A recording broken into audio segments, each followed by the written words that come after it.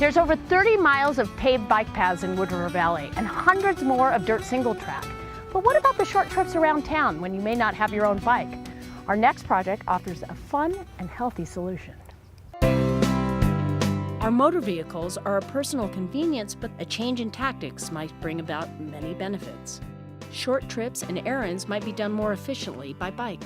If 150 people replace 20 short car trips each year with a bike, 1.3 tons of greenhouse gas emissions would be reduced. The key partner for the City of Hailey in this project is Mountain Rides, the local transportation authority. Our involvement as a regional transportation provider and advocate was a pretty natural fit. Anything you can do to get single occupancy vehicles off the road is a step in the right direction. So BikeShare is a natural extension to public transit. It's not a really well-established model to do BikeShare in small towns. That being said, I think we've got the community, we've got the mindset. I'm really optimistic about having it work out well. Once again, the starting point was to reach out to the community and discuss the possibilities. Initially, everyone thinks location, where you're originating your trip to your actual destination.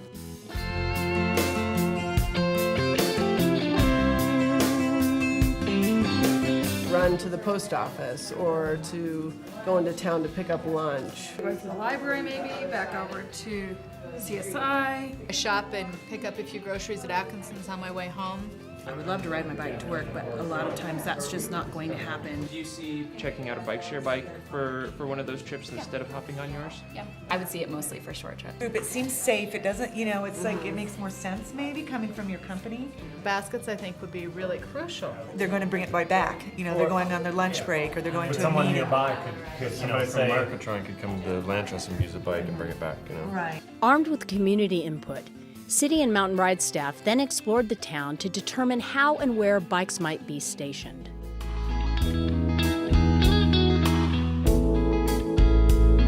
think this is a great location. It's far enough away from the downtown core that it's really not a convenient place to walk to. But we've got the grocery store here and also a major employer, Marketron, right over there.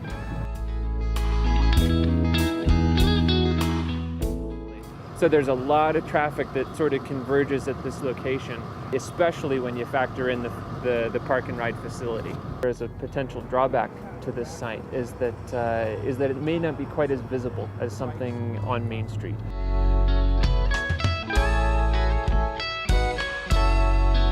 The team verified obvious routes, checked possible bike hub placements, and then it was time to make some decisions.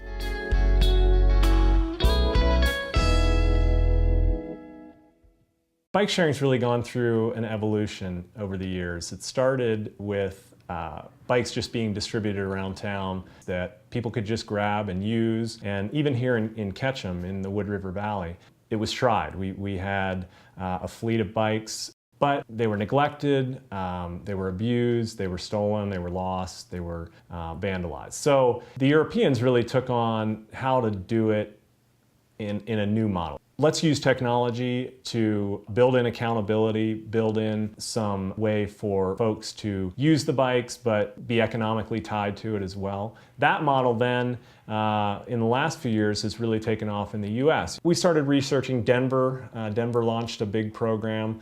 We researched Tulsa, Portland, Washington, D.C. We looked at all the alternatives. Kiosks, too expensive for the funding we had.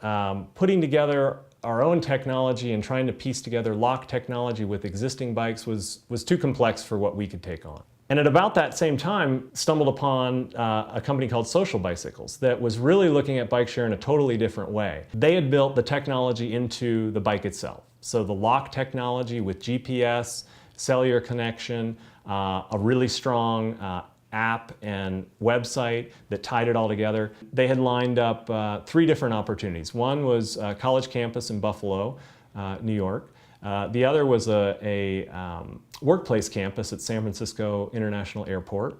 And the third was Hailey, Idaho. And when the first bikes arrived, we were really excited to see what they offered and take the program to the next level and move it towards launch.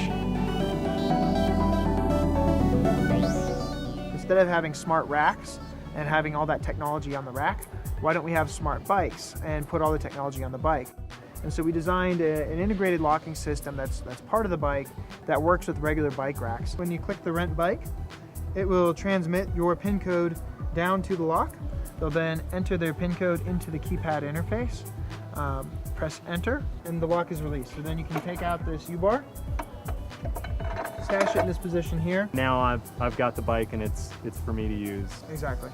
It is powered by the solar panel and a hub generator. So when the bike is moving, it produces electricity, which charges the electronics. It's got an adjustable seat, so say somebody that's like 5'2", and then up to somebody that's 6'4". And then kind of one of the most unique features is it has a shaft drive. So this bike, you can see it kind of on here, no chain. So that makes it really easy for you guys to maintain, and the user doesn't have to worry about getting their pant leg caught in the chain. And we really feel that this is the next generation, or the fourth generation of BikeShare, and Hailey's one of the first communities that are going to get to try that. Bikes will replace some car trips, and every time you replace a car trip, you're reducing greenhouse gas emissions. If we can make it work here, it opens up BikeShare for a lot of other small communities across the country. With the cutting-edge BikeShare program ready to roll, it was time to introduce it to the public. In the first phase, the program was revealed to select businesses and organizations for help during a 6-week, no-charge test run. You can go on the website and see what bikes are available. You can see their locations based on the Jeep, because it's all GPS connected. There's different hubs that we've identified on the site. You'll be able to see where you've gone. You can see your trip, your route, where you've been. You can see miles per day. Our season is probably going to be spring, summer, fall. We're thinking $30 for this season. You know, people are going to really enjoy this, get out there and use it. It's really easy to sign up and become a member.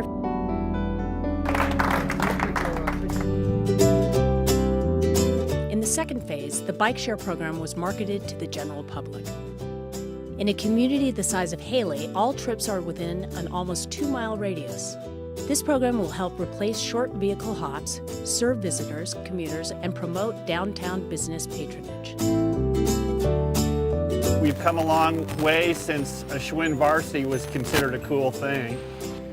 We now have these bikes available to anyone who wants to pay, and that's an exciting thing. One of a kind, first bike share program in the state of Idaho, yet another thing to be very proud of in the city of Hailey. There we go! Yeah! Many saw the utility of the system, found kindred spirits, and were ready to roll with the program.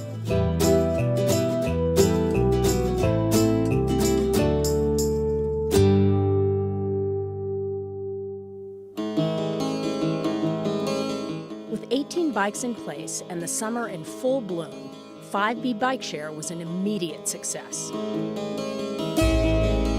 As with many of our Climate Challenge projects, people were inspired to do even more. A major street reconstruction project added bike lanes and sidewalks, and Hailey adopted a new plan to increase bike infrastructure and amenities throughout the city. An interest in BikeShare has begun in other areas of the state as well, with Mountain Rides and the City of Hailey sharing information with counterparts across the state.